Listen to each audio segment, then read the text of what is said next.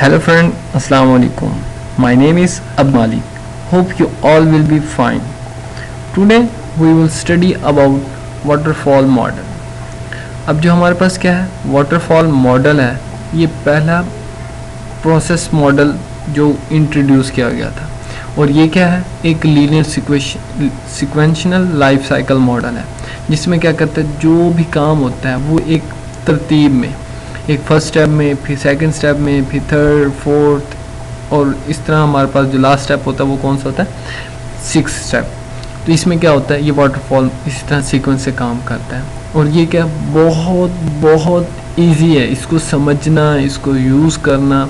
हम common sense अगर use कर लें तो ये हम क्या कर सकते हैं, जस्ट सिंपल वाटरफॉल मॉडल बना सकते हैं किसी भी प्रोडक्ट्स का। अब नेक्स्ट हमारे पास क्या है कि वाटरफॉल मॉडल्स में स्टेप्स कौन से होते हैं। पहला स्टेप्स रिक्वायरमेंट एनालिसिस, उसके बाद सिस्टम डिज़ाइन, उसके बाद इम्प्लीमेंटेशन, उसके बाद टेस्टिंग, उसके बाद डिप्लॉयमेंट, और उसके बाद जो लास्ट स्टेप है वो कौन सा है, मेंटेनेंस। ये हमारे पास कुछ 6 स्टेप्स हैं जो हम क्या करते हैं वाटरफॉल्स के थ्रू, वाटरफॉल मॉडल्स के थ्रू क्या करते हैं, जब हमने कोई सॉफ्टवेयर बनाना हो वो यूज़ करते हैं।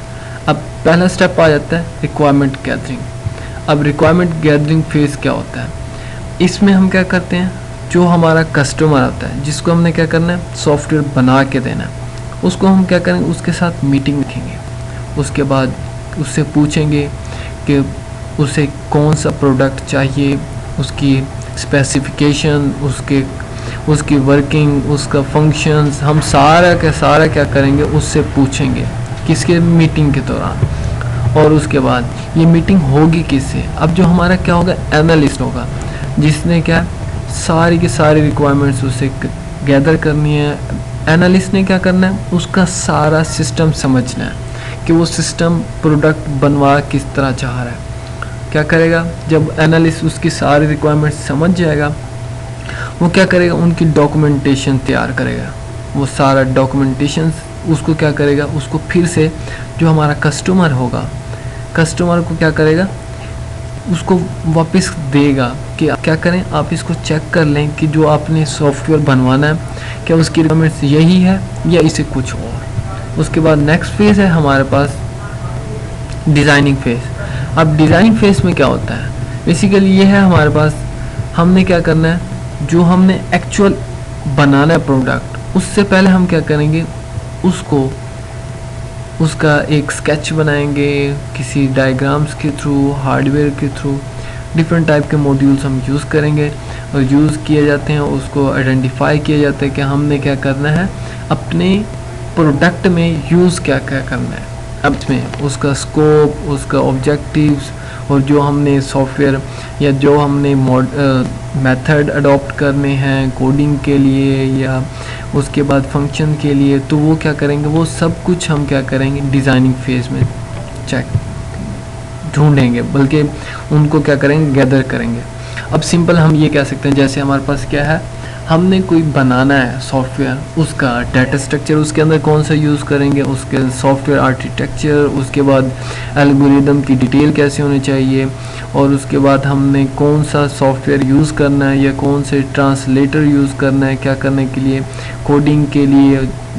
और हमें कोडिंग इस तरह करनी है कि जो हमें क्या हो, एफिशिएंट हो और हमें अच्छे से वर्क परफॉर्म करे। तो ये सारी चीज़ें हम क्या करेंगे, इसके अंदर डिज़ाइनिंग फेज़ में बैठ के क्या करते हैं, उसको रिव्यू करते हैं या उसको ढूंढते हैं।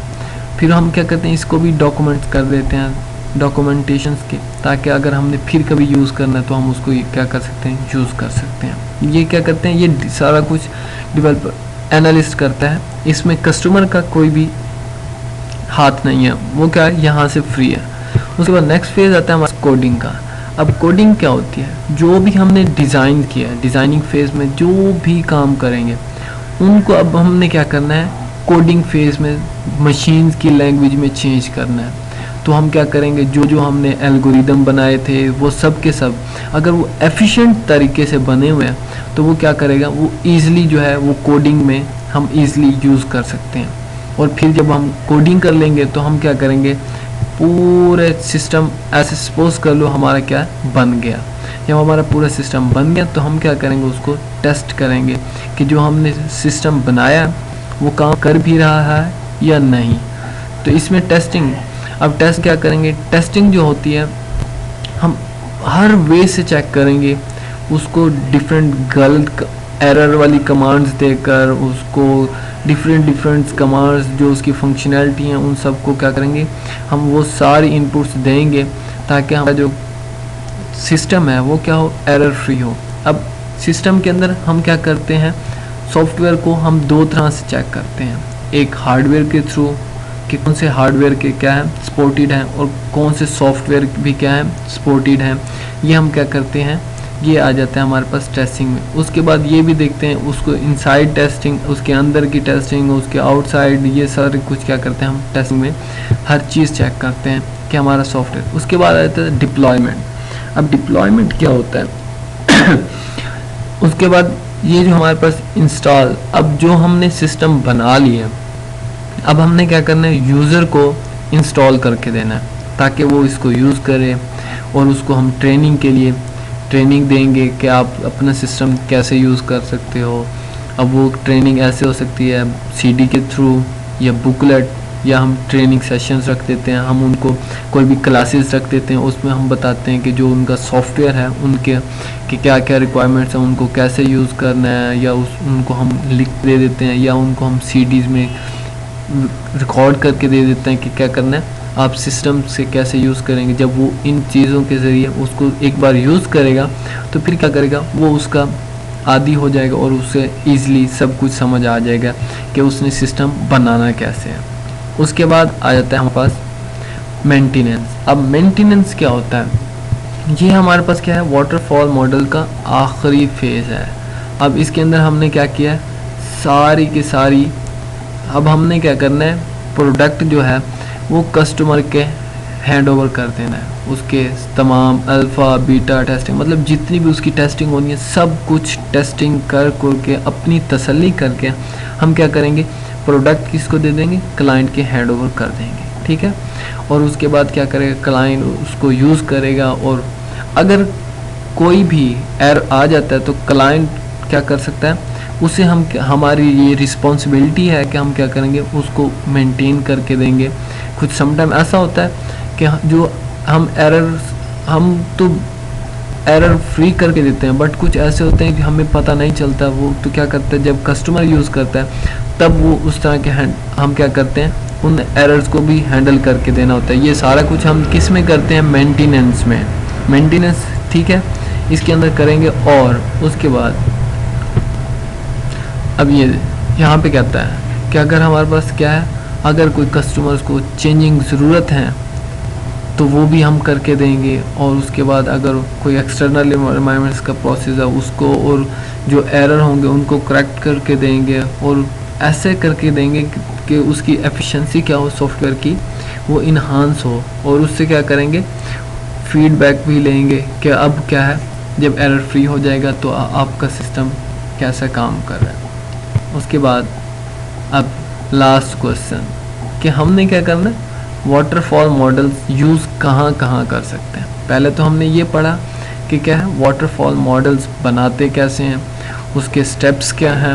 अब नेक्स्ट है कि हमने उसको क्या करना है, यूज़ कहाँ करते हैं। अब हम वाटरफॉल मॉडल वहाँ पे यूज़ करेंगे जहाँ हमें पता हो उसकी सारी रिक्वायरमेंट्स, एक ए से लेकर जी तक हमें क्या हो, उसकी रिक्वायरमेंट्स का पता हो।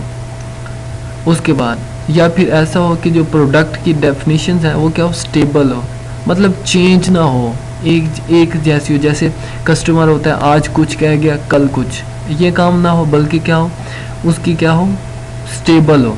उसके बाद हम टेक्नोलॉजी भी क्या हो, अंडरस्टूड हो कि हमने जिस चीज़ के टेक्नोलॉजी हमने एग्जैक्ट, जिसमें हमें फुल कॉन्फिडेंस हो कि इसके अंदर यही टेक्नोलॉजी यूज़ करनी है, उसके अंदर हम क्या करेंगे, वाटरफॉल मॉडल यूज़ करेंगे।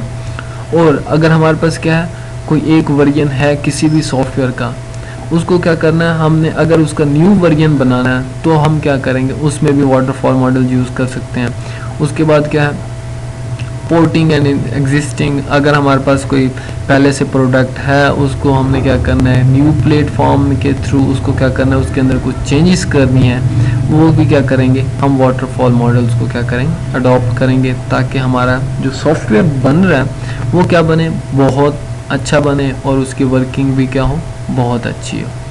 Hope you like my videos. Okay, take care, अल्लाह हाफिज़।